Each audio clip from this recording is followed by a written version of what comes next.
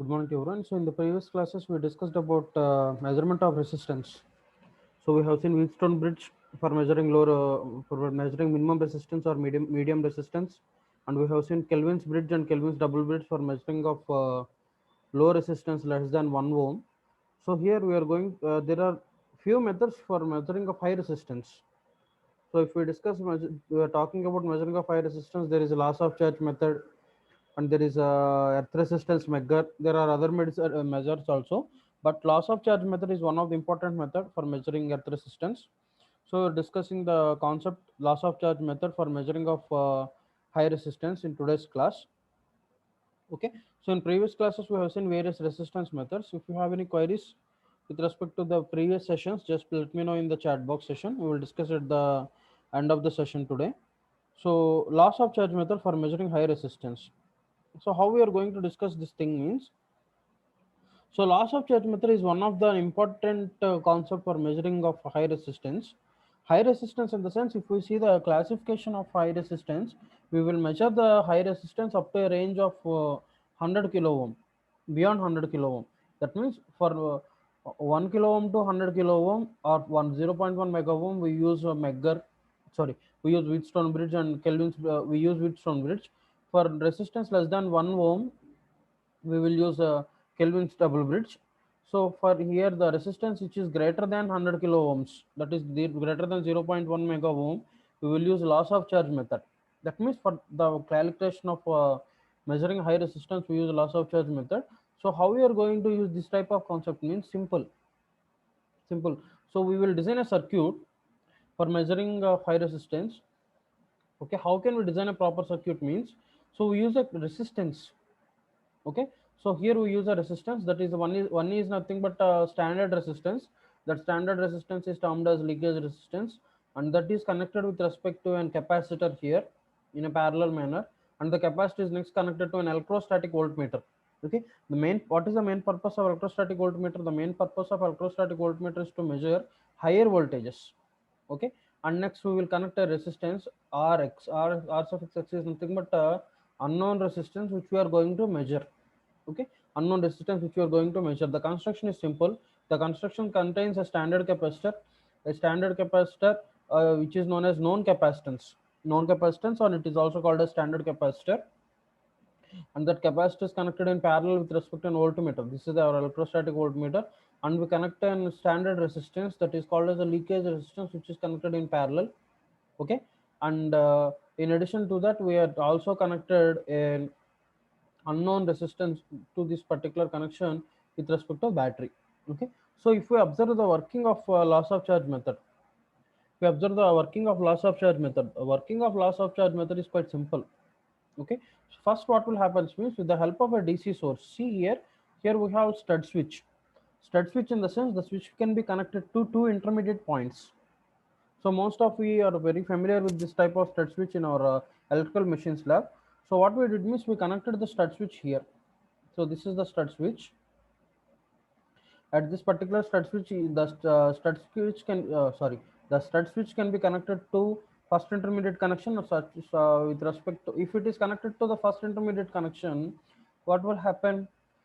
Entire EMF of the batteries is gone with respect to the internal circuit. Okay, if the stud switch is connected to the secondary point, okay, the EMF is connected with respect to the known resistance. Okay, what will happen? The stud switch is connected at first connection. Okay, the capacitor will be charged. Okay, the capacitor will be charged, and at that instant, the certain amount of suitable voltage, a certain amount of suitable voltage is provided with respect to the stud switch S. Okay, after connecting to the point stud point S1.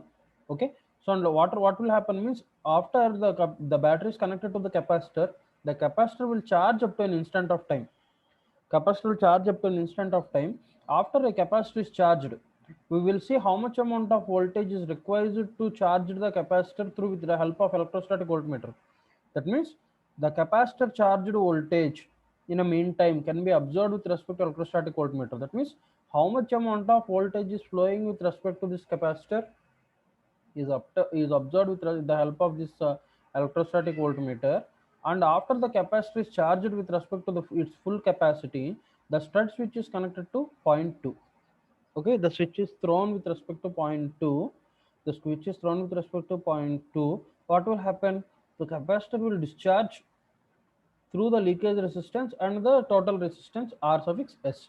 Okay, so the time taken for this entire thing, the time taken for the potential difference to fall from initial voltage to another voltage is observed with the help of a stopwatch.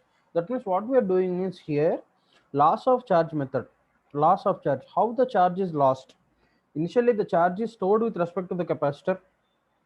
Okay, initially the charge is stored with respect to the capacitor, and later it is discharged, and later it is discharged with respect to the capacitor with the help of a leakage resistance.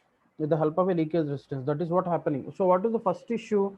At the first instant, the capacitor is charged and the stud switch is thrown back, and later the capacitor will be discharged with the help of the leakage resistance and with the help of unknown resistance.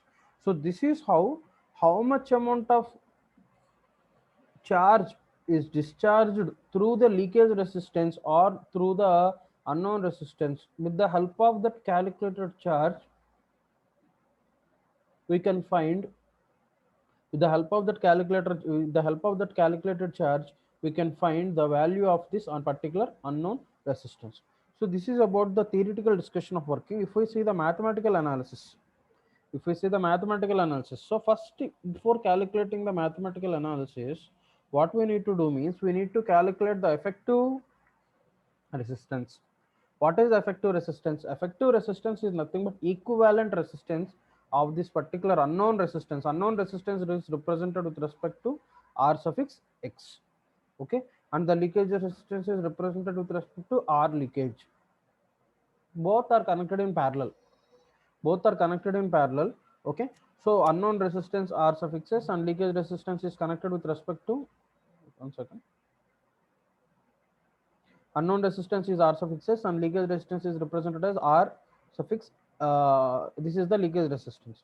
Okay, so both are connected in parallel. Okay, at a particular instant of time, okay, voltage across the discharged capacitor is observed in a point of charged coulombs here.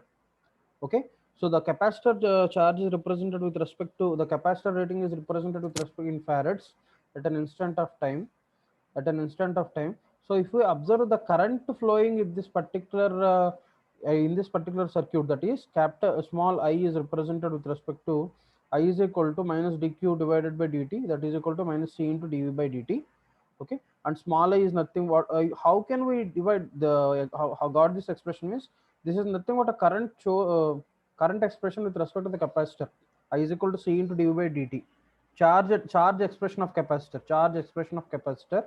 So current I is equal to, what is the expression of current I is equal to potential drop across effective resistance divided by R effective. So that is equal to potential drop across resistance is small v. Okay, so if we compare these two terms, that means current is equal to how can we differentiate the flow of current? Current is nothing but here the potential drop. That potential drop is nothing but voltage drop across effective resistance. Effective resistance is nothing but equivalent resistance of R suffix X and R effective. So if we compare both of the terms, if we compare this expression with respect to this expression, both of them, that is V by R effective, that is equal to minus C into dV by dt.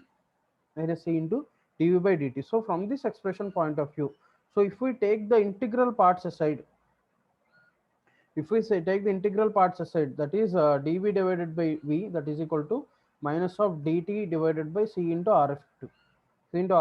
So if we integrate the terms on both sides, with a particular range of charged voltage, that is V1 up to V2, that is dV divided by V, that is equal to integral 0 to t minus of dt divided by C into R effective. Okay, so if we did a particular integration to this particular terminal, integration to this particular terminal, what will happen? So this is the value we can get with respect to the LHS side, that is logarithmic of V up to limit of V1 to V2, that is equal to minus of t divided by C into RF. Okay, so if we extend the limits further, If we extend the limits further, that is logarithmic value of v2 divided by v1, that is equal to minus of t divided by c into r effective. Okay, so if we take this particular logarithmic to the right hand side, this will become exponential. Okay, so that is v2 divided by v1, that is equal to my e to the power of minus t divided by c into rf. So if you take the value of v1, that is equal to v2, that is equal to v1 into exponential of minus t divided by crf. So that means here what we did means we have calculated the value of v2 in terms of v1. That means here we can also calculate the value with respect to r effective. We can also calculate the value of r effective. So how can we calculate the value of r effective means here the test value is determined first. The test value is determined first, and in order to find out the test value, that means what is the test value? First we have to charge the capacitor up to a certain instant, and the charged voltage or the charged element has to be discharged through the unknown resistance to find out the value of unknown resistance. The value of unknown resistance. So that means here we have to repeat the test again and again to find out the unknown resistance value after the capacitor is discharged at a particular instant of time. That means the capacitor value or the charger capacitor is discharged through a leakage resistance. Okay, so the value of leakage resistance is also be determined here. How can we determine the value of leakage resistance means the leakage resistance is determined in the term of known resistance and in the terms of unknown resistance. Okay, that is 1 by rx, that is equal to 1 by r effective minus r leak. Okay, that means here the unknown resistance is determined in the terms of leakage resistance and effective resistance or equivalent resistance. Effective resistance or equivalent resistance. So if we observe the various types of errors we got, what are the various types of difficulties and what are the various types of errors means, most important thing is the insulation resistance capability. The insulation resistance capability is one of the important thing which is going to be affected here. So how we are going to see means this type of insulation capability can be affected with the help of a capacitor, where we are measuring the particular charge of unknown resistance r suffix x. Okay, at a particular with the help of a resistance, the help of another resistance that is known as leakage resistance. Okay, the leakage resistance will be measured with an external insulation. No external resistance is inserted inside the circuit. The value of leakage resistance is directly proportional to this particular element, that is as we calculated v2 is equal to v1 of e to the power of minus t by r leakage resistance. What is meant by v1? V1 is nothing but voltage at the starting instant of charging, and v2 is nothing but the voltage at where the capacitor is charged up to a full extent. That means there are several difficulties here in this type of calculation. One of the important difficulties effect of temperature upon a particular resistance, insulation resistance. Usually the resistance of insulating materials falls rapidly at a particular instant. That means what we are going to discuss means the effect of temperature with respect to the capacitor, or with respect to the insulation resistance. It also impacts the major concern with respect to the capacitor charges. And second thing is leakage and absorption effects. This is also one of the important instant. That means with the help of this leakage currents and with the help of the absorption capacitance with respect to the leakage resistance plays an important role. These are the one of the important errors. So another most important error is the time during electrification. The insulation materials has to be absorbed during the electrification process, which farly falls with respect to the criteria. So this is the concept which we are going to discuss today. Anyone is having any doubt, just let me know in the chat box, or you can unmute yourself and you can ask your doubt. Anyone is having any doubt?